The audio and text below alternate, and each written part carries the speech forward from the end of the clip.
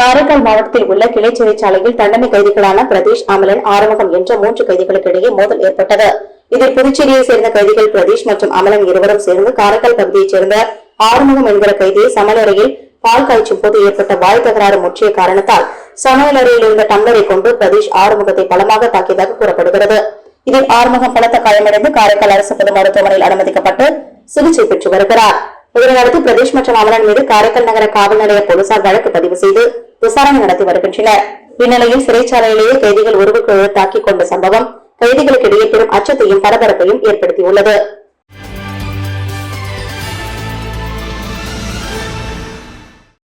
புதுச்சேரி நகராட்சிக்கு உட்பட்ட முருங்கப்பாக்கம் பகுதியில் அமைந்துள்ள ஸ்ரீ திரௌபதி அம்மன் ஆலயத்தில் ஆண்டு விழா நடைபெற்று வருகிறது.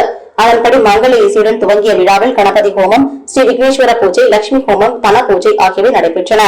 பின்னர் கொடிமர வழிபாடு, கொடியேற்றம், காப்பு கட்டுதல், எல்லைக்கு சென்று பம்பை உடுக்கை வர்ணிப்புடன் காத்தவராயன் புறப்பாடு, அம்மனுக்கு காப்பு கட்டுதல் மற்றும் விரதமிருந்து நேர்த்திக்கடன் செலுத்த உள்ள பக்தர்களுக்கு காப்பு கட்டுதல் ஆகியவை நடைபெற்றன. இதனைத் தொடர்ந்து விழாவின் ஒரு பகுதியாக முத்துப்பள்ளக்கு உற்சவம் நடைபெற்றது. அதன்படி ஆயிரக்கணக்கான மின் விளக்குகள் கொண்டு அலங்கரிக்கப்பட்ட முத்துப்பள்ளக்கில் உற்சவர் வீதி உலா புறப்பட்டார். இதில் முதலமைச்சர் ரங்கசாமி மற்றும் சட்டமன்ற உறுப்பினர் பாஸ்கர் என்கிற தட்சிணாமூர்த்தி உட்பட ஆலய நிர்வாக குழுவினர், விழா குழுவினர் மற்றும் பக்தர்கள் கலந்து கொண்டு சுவாமி தரிசனம் செய்தனர். இதற்கான ஏற்பாடுகளை விழா குழுவினர் செய்திருந்தனர்.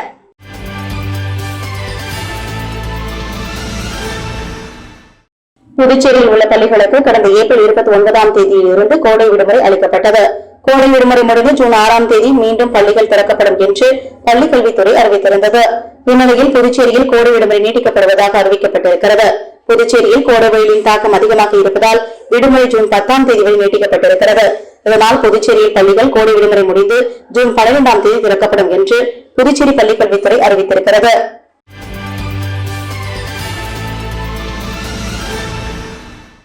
புதுச்சேரி மாநில அதிமுக செயலாளர் அன்பழகன் செய்தியாளர்களை சந்தித்தார். அப்போது அவர் புதுச்சேரி நகர பகுதியில் பொதுப்பணித்துறை மூலம் போடப்படும் சாலைகள் தரம் குறைந்து போடப்படுகின்றன.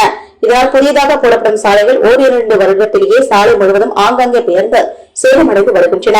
போக்குவரத்து நெரிசலை கருத்தில் கொண்டு பகல் நேரங்களில் சாலை போடுவதை தவிர்த்து தற்போது இரவு நேரங்களில் சாலை போடப்படுகின்றன. இரவு நேரங்களில் போடப்படும் சாலைகள் தரம் குறைந்து போதுமான தார் மற்றும் ஜல்லிகள் கலக்கப்படாமல் போடப்படுகின்றன. இரவு நேரங்களில் சாலை போடும் பணிகள் நடைபெறுவதால் பொதுப்பணித்துறையும் சம்பந்தப்பட்ட அதிகாரிகளின் கண்காணிப்பில் சாலை போடும் பணிகள் நடைபெறவில்லை. உப்பளம் டாக்டர் அம்பேத்கர் சாலை நகரின் மிக முக்கியமான பிரதான சாலையாகும். கடந்த 29ஆம் தேதி இரவு நேரத்தில் இந்த சாலை போடப்படும் போது அரசு துறையின் எந்த அதிகாரியும் அங்கு கண்காணிப்பில் இல்லை. சாலை போடும் பணியை எடுத்த ஒப்பந்ததாரர் முக்கால் ஜல்லியுடன் போதுமான தார் கலக்கப்படாமல் சாலை போடும் பணியை செய்துள்ளார். இதனால் மறுநாள் காலை அந்த சாலை வழியாக சென்று 4 சக்கர வாகனங்களால் அந்த சாலை பெயர்ந்து சேதமடைந்துள்ளது. பல இருசக்கர வாகனங்கள் வழிக்கு கீழே விழுந்து விபத்துக்குள்ளாக்கின. பொதுமக்களின் எதிர்ப்பால் மறுநாள் காலையில் மீண்டும் அந்த சாலை போடும் பணியை ஒப்பந்ததாரர்கள் சரி செய்துள்ளனர். 5 சென்டிமீட்டர் உயரத்திற்கு உப்பளத்தில் உள்ள டாக்டர் அம்பேத்கர் சாலையில் தார் சாலை போடுவதாக ஒப்பந்தம் போடப்பட்டுள்ளது. 5 சென்டிமீட்டர் என்பது சாதாரண உள்ளூரில் செல்லக்கூடிய சாலைகளின் அளவாகும். தற்போது நடைபெறும் இந்த சாலை பணியை பொதுப்பணித்துறையின் முதன்மை அதிகாரிகளின் நேரடி கண்காணிப்பில் நடத்த வேண்டும். இந்த சாலை தரமற்ற முறையில் தார் ஜல்லிகள் கலக்கப்பட்டுள்ளதாக தெரிகிறது. இதன் மீது உரிய நடவடிக்கை அரசு எடுக்க வேண்டும் என்று பொதுப்பணித்துறை அமைச்சர் அவர்களை கேட்டுக் கொள்கிறேன் என்று இவ்வாறு கூறியுள்ளார்.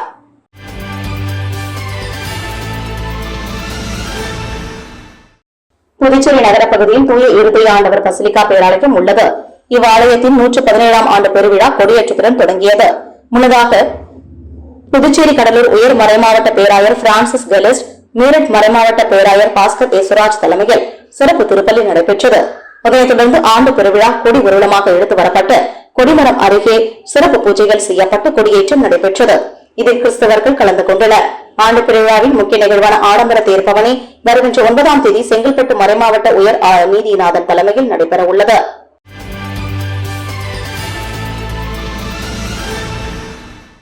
புதுச்சேரி பள்ளிக்கல்வி இயக்ககத்தின் சார்பில் ஜவஹர் சிறுவர் இல்லம் குழந்தைகளுக்கான கோடை கொண்டாட்ட சிறப்பு முகாம் 1 மாத காலமாக நடைபெற்றது. இந்த முகாமில் பரதம், கிராமிய நடனம், வாய்ப்பாட்டு, வயலின், வீணை, மிருதங்கம், ஓவியம், கைவினை, கிட்டார், கீபோர்ட், டிரம்ஸ், கையெழுத்து பயிற்சி, கேரம், செஸ், இறகுப்பந்து, டேபிள் டென்னிஸ் போன்ற விளையாட்டுகள் மற்றும் தற்காப்பு கலை ஆகியவை பயிற்சி அளிக்கப்பட்டன. 5 மையங்களில் நடைபெற்ற சிறப்பு கோடைக்கால பயிற்சி முகாமில் 1600க்கும் மேற்பட்ட குழந்தைகள் கலந்து கொண்டு பயனடைந்தனர். இது நிறைவு விழாவில் ஜவஹர் வால்பவன் தலைமை ஆசிரியர் மணிவேல் தலைமை தாங்கினார். சிறப்பு விருந்தினராக பள்ளி கல்வித்துறை துணை இயக்குநர் முனுசாமி கலந்து கொண்டு மாணவர்களை ஊக்குவித்து சான்றிதழ்களை வழங்கினார்.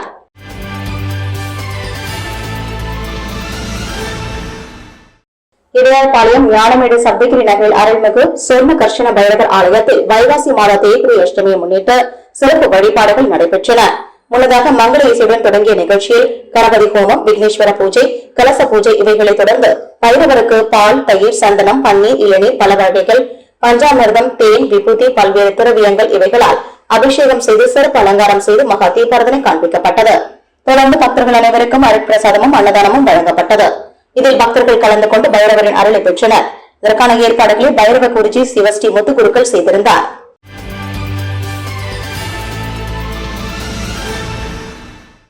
புதுச்சேரி அரசு நலவழித்துறை காலாப்பட்டு அரசு சுகாதார மற்றும் நல்வாழ்வு மையம் சார்பில் பெரிய காலாப்பட்டு பெருமாள் கோவில் வீதியில் பொதுமக்களிடையே உலக புகையிலை ஒழிப்பு தினம் கடைபிடிக்கப்பட்டது. இந்நிகழ்ச்சிக்கு தலைமை மருத்துவ அதிகாரி மேரி ஹெப்சிபாய் தலைமை தாங்கினார். மருத்துவ அதிகாரி பிரதீப் குமார் பொதுமக்களிடையே புகையிலை உபயோகப்படுத்துவதால் ஏற்படும் தீமைகள் மற்றும் நோய்கள் பற்றியும் எடுத்துரைத்து விழிப்புணர்வை ஏற்படுத்தினார்.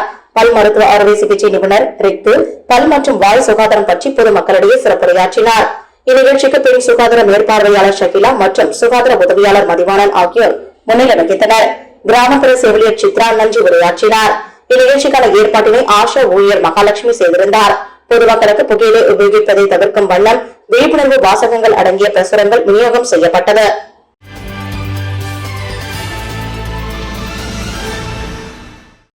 அறுபத்தி 3 நாயன்மார்களில் சிறப்பிடம் பெற்றவரும் இறைவனால் அம்மையே என்று அழைக்கப்பட்டவருமான காரைக்கால் அம்மையாருக்கு காரைக்காலில் தனி கோயில் உள்ளது. இந்த கோயிலில் காரைக்கால் அம்மையார் வாழ்க்கை வரலாற்றை நினைவு கூறும் விதமாக வருடா வருடம் மாங்கனி திருவிழா நடைபெற்று வருகிறது. அதன்படி இந்த ஆண்டு மாங்கனி திருவிழா அடுத்த மாதம் ஜூன் 19ஆம் தேதி மாப்பிள்ளை அழைப்பு நிகழ்வோடு தொடங்குகிறது. இந்நிலையில் மாங்கனி திருவிழா ஏற்பாடுகள் குறித்து காரைக்கால் மாவட்ட ஆட்சியர் அலுவலகத்தில் மாவட்ட ஆட்சியர் மணிகண்டன் தலைமையில் ஆலோசனைக் கூட்டம் நடைபெற்றது. இந்த ஆலோசனைக் கூட்டத்தில் காவல்துறை அதிகாரிகள், கோவில் நிர்வாகிகள், மின்துறை, பொதுப்பணித்துறை உள்ளிட்ட பல்வேறு துறை அதிகாரிகள் பங்கேற்றனர். அப்பொழுது நடைபெற்ற ஆலோசனைக் கூட்டத்தில் திருவிழாவை முன்னிட்டு பல்வேறு மாநிலங்களில் இருந்து லட்சக்கணக்கான பக்தர்கள் வருவார்கள் என்பதால் அவர்களுக்கு தேவையான அடிப்படை வசதிகள் செய்து தர வேண்டும் என அதிகாரிகளுக்கு மாவட்ட ஆட்சியர் மணிகண்டன் உத்தரவிட்டார்.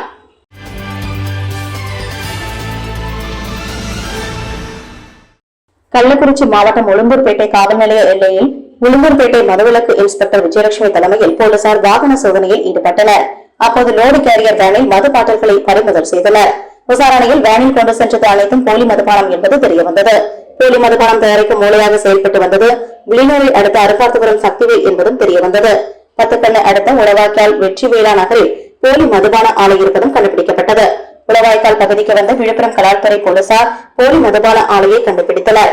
சக்திவேலுக்கு உறுதுணையாக இருந்த ஆண்டியார்பாளையம் மாரியம்மன் கோவில் வீதியைச் சேர்ந்த அண்ணாதுரை, சதீஷ் உள்ளிட்ட 5 பேரை கைது செய்த போலீசார் புதுவையில் தயாரிக்கப்படும் போலி மதுபானங்களை வாங்கி தமிழகத்தின் பல்வேறு இடங்களில் விற்பனை செய்து வந்த நாமக்கல் மாவட்டம் பள்ளிப்பாளையம் கிருஷ்ணமூர்த்தி என்பவரை கைது செய்தனர். இந்த அதிரடி விசாரணையில் மொத்தம் 4848 மது பாட்டில்கள், 3,70,000 ரூபாய் பணம் ஆகியவற்றை பறிமுதல் செய்தனர். மேலும் போலி மதுபானம் தயாரிக்க பயன்படுத்தப்பட்ட 3 வாகனங்கள் பறிமுதல் செய்யப்பட்டன.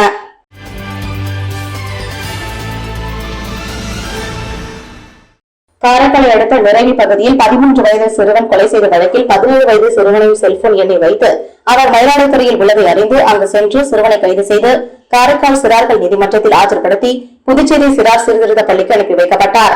இந்நிலையில் காரைக்கால் மாவட்ட முதுநிலை காவல் கண்காணிப்பாளர் மணிஷ் செய்தியாளர்களை சந்தித்தார். அப்பொழுது சிறுவன் கொலை செய்யப்பட்ட போது 17 வயது சிறுவனின் தாய் வீட்டில் இல்லை, அதனால் தாய்க்கு சம்மதமில்லை என்றும் இருந்தாலும் தொடர்ந்து தாயிடம் விசாரித்து வருகின்றனர். மேலும் இதுபோன்ற சிறுவர்கள் நிலை தடுமாறுவதற்கு கல்வியில் இடைநிற்றலும் போதைப் பொருட்களும் ஒரு காரணம். அதை காவல் நிலையம் வாரியாக கணக்கெடுத்து அத்தகைய சிறுவர்களுக்கு சிறப்பு வகுப்புகள், விளையாட்டுப் போட்டிகள், தொழிற்பயிற்சிகள் நடத்த உள்ளோம். இது மத்திய அரசின் திட்டத்தின் கீழ் வரும். அதேபோல் காரைக்காலில் போதைப் பொருட்களை ஒழிக்க போலீசார் தீவிரமாக ஈடுபட்டு வருகின்றனர் என்றும் தெரிவித்தார். The accused was a 17-year-old boy in the neighboring area only, and the accused was apprehended. He was a juvenile. He was apprehended from Mailadurai district. A special task force was involved in the apprehension of the accused. The investigation has also revealed that knife and the gloves, they were ordered online by the juvenile in order to commit the crime.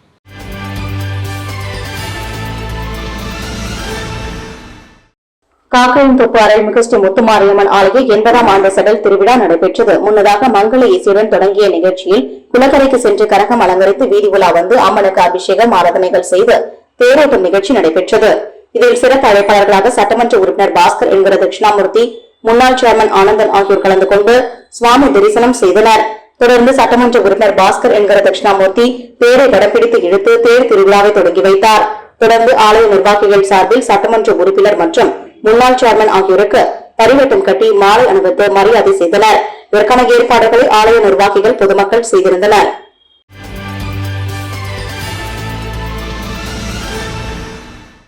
புதுடெல்லியை தலைமையிடமாக கொண்டு இயங்கி வரும் ஆம் ஆத்மி கட்சியானது நாட்டின் பல்வேறு மாநிலங்களில் உள்ள தனது கட்சி நிர்வாகிகளுக்கு புதிய பொறுப்புகளை வழங்கி வருகிறது. அதன்படி புதுச்சேரி மாவட்ட ஒருங்கிணைப்பாளராக கட்சியில் நீண்ட அனுபவம் வாய்ந்த ரவீந்திரன் எனப்படும் சுத்தம் சுந்தரராஜன் நியமித்துள்ளது. இதற்கான அடையாள அட்டையை புதுடெல்லி சட்டப்பேரவை அமைச்சர் அதிதி சுத்தம் சுந்தரராஜனுக்கு வழங்கி தனது வாழ்த்துக்களை தெரிவித்தார்.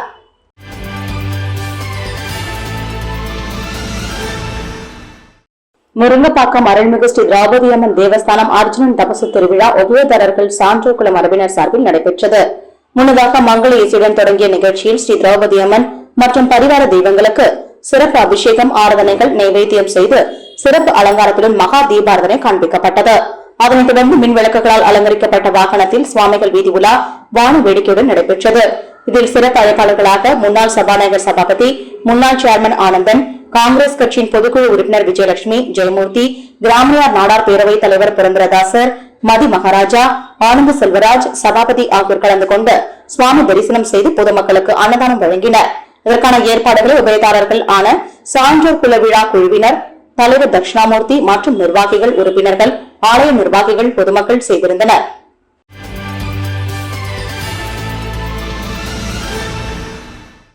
வில்லியம் அடுத்த பெரிய தச்சூரில் ஸ்ரீ அன்னபூரணி உடனரை ஸ்ரீ அகதீஸ்வரர் சிவாலய வளாகத்தில் உள்ள ஸ்ரீ பிரத்யங்கரா தேவிக்கு வைகாசி மாத தேய்பிரை அஷ்டமியை முன்னிட்டு நிகம்பலா யாக குண்டத்தில் மிளகாய், பழங்கள், மூலிகை பொருட்கள் உள்ளிட்டவை செலுத்தப்பட்டன. தொடர்ந்து உற்சவ மூர்த்தி கோவில் உட்பிரகாரம் வலம் வந்து யாகசாலையில் வைக்கப்பட்ட கலச நீர், பால், சந்தனம் உள்ளிட்ட பொருட்களால் மூலவருக்கு அபிஷேகம் செய்யப்பட்டது. அமாவாசை மற்றும் தேய்பிரை அஷ்டமியில் சக்தியை வழிபடுவதே புண்ணியம் என்கின்றனர். தொடர்ந்து வண்ண மலர்களால் அலங்கரிக்கப்பட்ட ஸ்ரீ பிரத்யங்கரா தேவிக்கு பஞ்சமுக தீபாரதனை காண்பிக்கப்பட்டது.